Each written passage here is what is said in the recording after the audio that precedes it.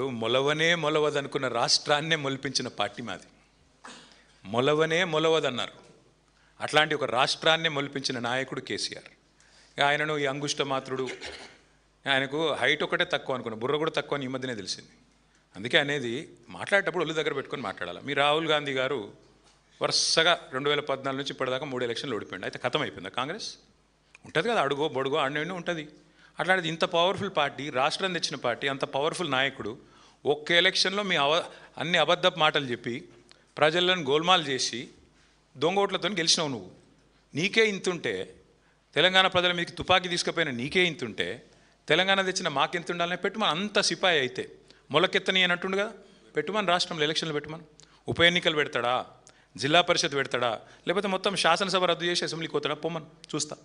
ఎందుకంటే ఆయనకు తెలుసు, ఆయన సర్వేనే చెప్తున్నది. ఇప్పుడు మిడ్ టర్మ్ అయిపోయింది బ్రదర్, మొత్తం 2.5 ఏళ్ళు అయిపోయింది. లాస్ట్ ఇయర్ ఎట్లాగో ఎలక్షనే, మిగిలింది 18 నెలలు. ఈ 18 నెలలు ఏం చేయొచ్చు అని చెప్పి ఆయన సర్వే చేయించుకున్నాడు. ఆయన ఒక్కడే చేయలేదు, ఇంకో 3 సర్వేలు, మొత్తం 4 సర్వేలు వచ్చినాయి బయటికి. 4 సర్వేలు గంటా పదంగా చెప్తున్నాయి. రేవంత్ రెడ్డి సర్వే కూడా స్వయంగా చెప్పింది 78 సీట్లతో బీఆర్ఎస్ అధికారంలోకి రాబోతుందని రేవంత్ రెడ్డి చెప్పి సర్వే చేయించుకుంటే అందులో కూడా వచ్చింది. అంతేందుకే మీ వాళ్ళు కూడా చేసిండట, అది కూడా తెలుసుకో. నీ పేరు వద్దులే కానీ మీ వాళ్ళు, మీ ఛానల్ పేరు చెప్తే మళ్ళీ అదో రపరప. కాదు ఒక్క మాట, నేను చెప్పేది అబద్ధమైతే మరి ఏ దేవుడి మీద ఒట్టు పెడతాడు ఆయన చెప్పమను. ఏ దేవుడి మీద ఒట్టు పెడతాడో చెప్పమను. ఆయన చేసిన సర్వేలు ఏమొచ్చిందో పెట్టమని చెప్పమను.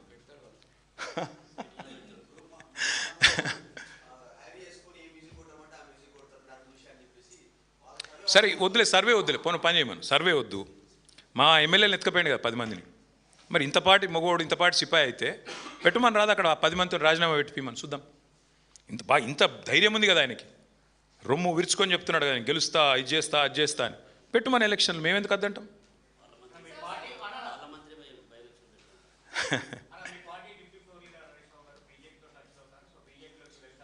హరీష్ రావు గారు కేసీఆర్ గారు తయారు చేసిన ఒక సైనికుడు.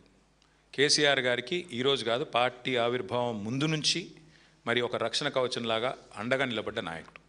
ఆయన మీద ఈ పుకార్లు ఎప్పటి నుంచో వస్తూనే ఉన్నాయి. ఆయన చెప్తానే ఉన్నాడు పాపం.